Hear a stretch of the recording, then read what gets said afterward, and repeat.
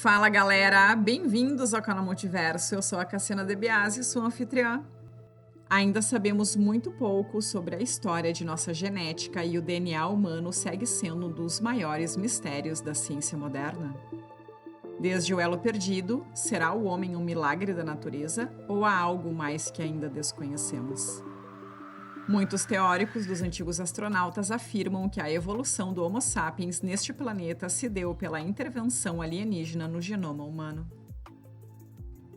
Por mais que boa parte do material humano ainda seja desconhecido, quanto mais se estuda o DNA, mais a ciência reconhece que algo aconteceu ali. No vídeo de hoje, vamos viajar pelo mundo dos diversos saberes, navegando pela ciência, pela religião e pela mitologia, a fim de propor uma versão provocante sobre nossa verdadeira origem. Então já te inscreve no canal e fica até o final que tem um recadinho especial para você. É possível que a Terra tenha sido e ainda é um grande programa de desenvolvimento genético e hibridização, onde os aliens testam e melhoram suas próprias tecnologias. Quem já assistiu a saga Anunnaki sabe do que estamos falando. Se você ainda não assistiu, vou deixar no final do vídeo um link para a playlist da saga Anunnaki, caso tenha curiosidade em conhecer essa teoria, que é considerada uma das mais bem estruturadas sobre a possível origem alienígena da humanidade. Existe a possibilidade de que tudo que nos contaram até hoje pode não ser a história real de nossa origem e esse portal ao despertar, esse vórtice, pede que questionemos tudo com senso crítico. Muitos acreditam que estamos vivendo a era da transição planetária e, neste processo, muitos véus irão se rasgar. Os indícios estão à nossa volta para quem tiver olhos, ouvidos e sensibilidade, para nos dizer que não estamos sozinhos, que nós nunca estivemos sozinhos no universo. Como diria Carl Sagan, que foi mais do que um astrônomo, ele era um grande cientista planetário que dedicou sua vida à astrofísica e à astrobiologia. Se não existe vida fora da Terra, então o universo é um grande desperdício de espaço. Afinal, o que é mais assustador?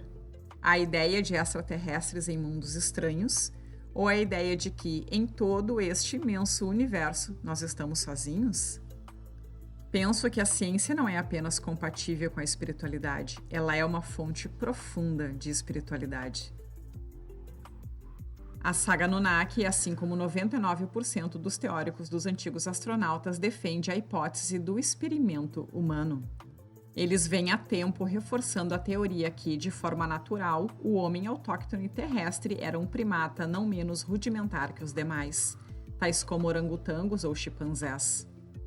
E que em um dado momento na nossa história planetária chegaram os deuses astronautas, também conhecidos como civilização Anunnaki, e manipularam o DNA desses primatas autóctones, fazendo uma mudança genética que geraria o salto evolutivo que criaria o ser humano que somos hoje.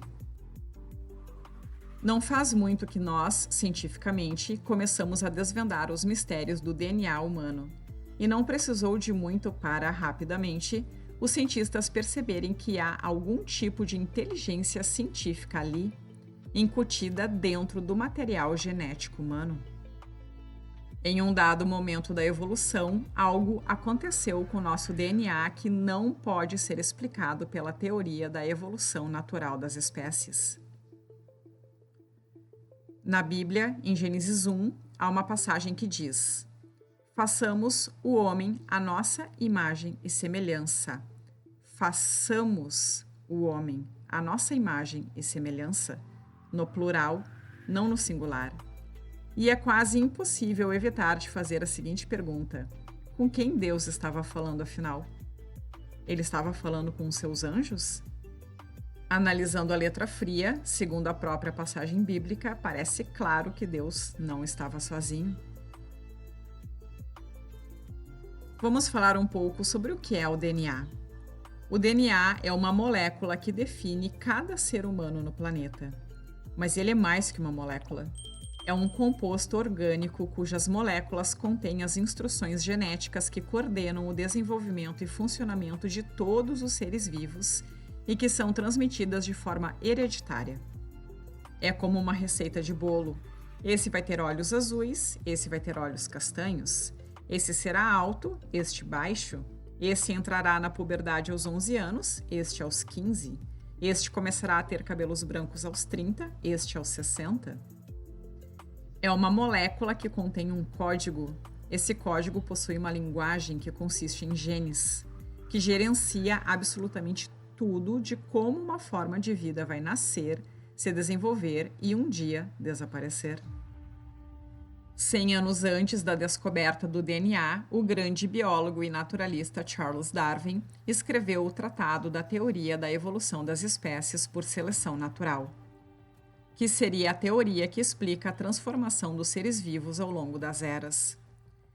Essa teoria foi amplamente aceita e foi ela que norteou o que as últimas gerações estudaram na escola, inclusive você e eu.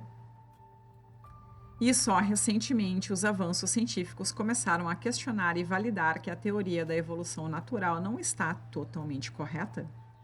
Dizem que o próprio Darwin, ao final de sua vida, teria dito algo como que gostava de sua teoria, mas algo nela parecia não se encaixar perfeitamente.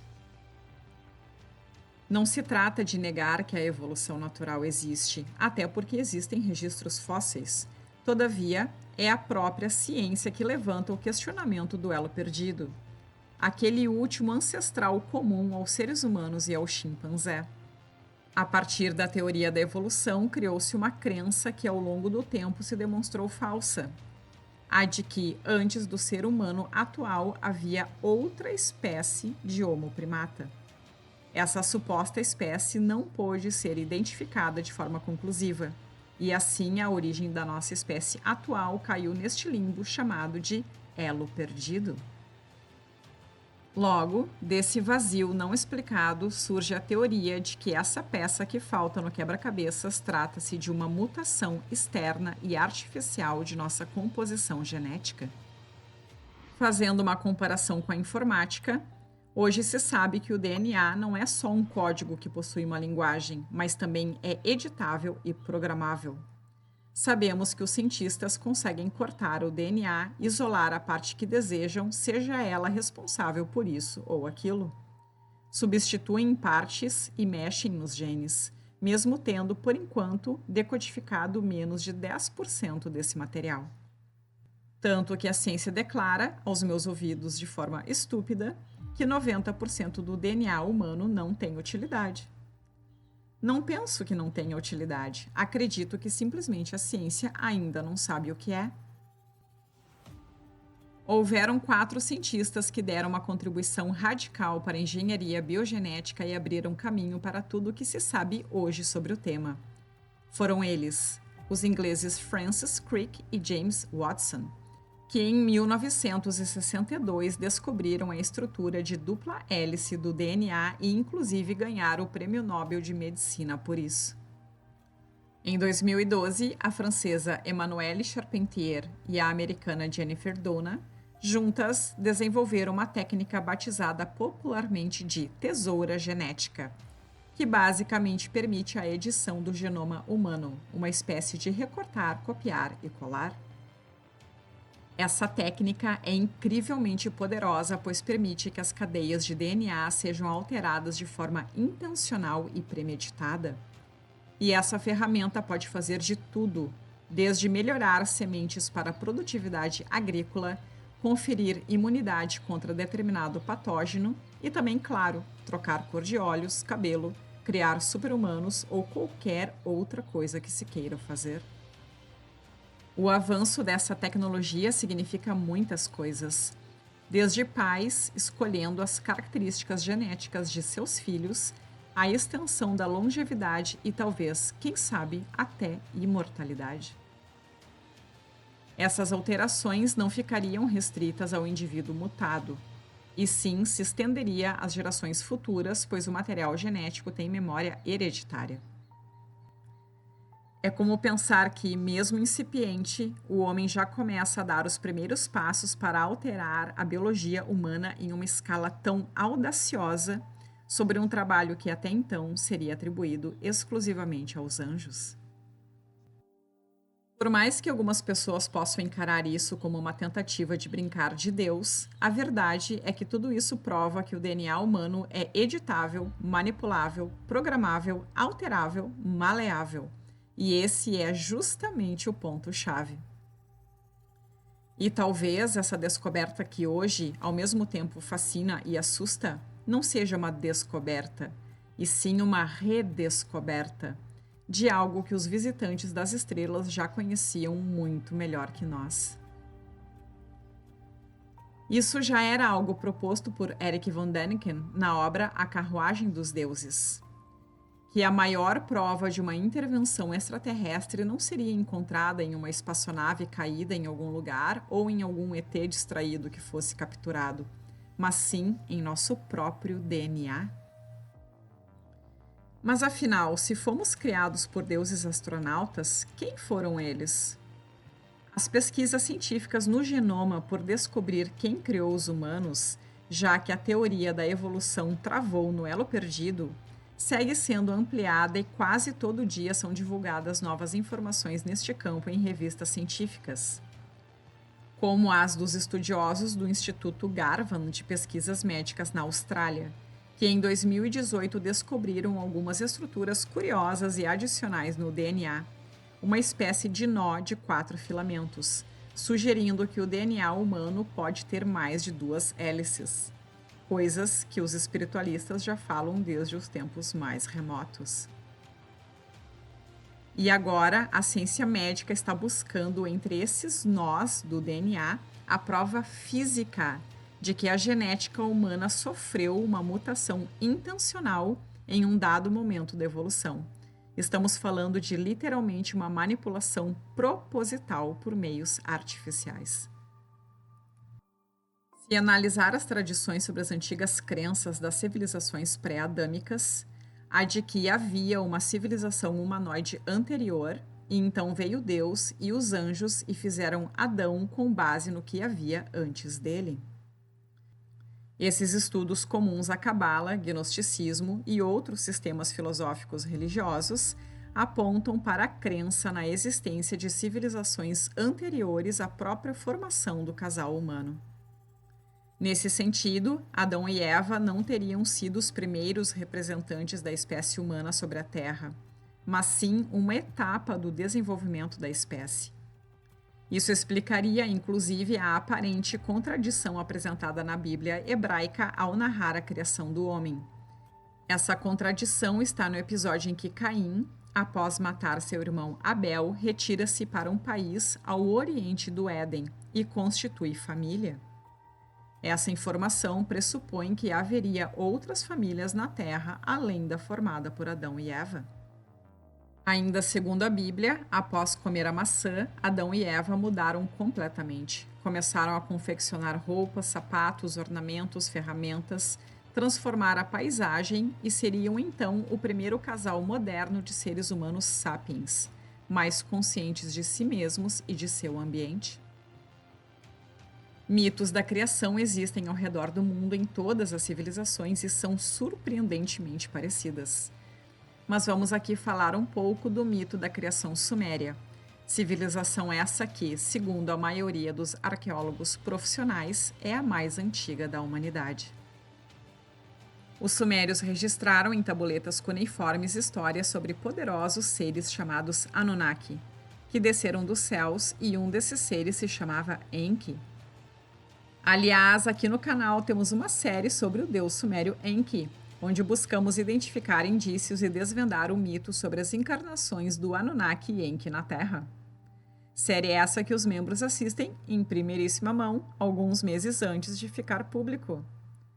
Então torne-se membro do canal Multiverso e comece a assistir a série As Encarnações de Enki hoje mesmo. De acordo com esse mito, traduzido por Zecharia Sitchin, Enki é o equivalente à serpente do Jardim do Éden. E segundo a saga Anunnaki, Enki é um grande mestre geneticista, engenheiro e arquiteto, uma entidade de grande saber em ciências e tecnologias. Enki teria criado o ser humano através de engenharia genética e, segundo a mitologia suméria, egípcias e outras, seres vieram do espaço e ativaram uma parte do nosso cérebro, entre aspas, que nos torna humanos. Na mitologia suméria, a árvore da vida, para todos os fins, se parece com o que conhecemos hoje com a estrutura do DNA de hélice dupla. Mas não é somente na Suméria antiga que essa simbologia aparece, mas também em outras representações em petróglifos, hieróglifos e demais registros ao redor do mundo, que sugere que alguém quis deixar para trás uma mensagem sobre o nosso DNA.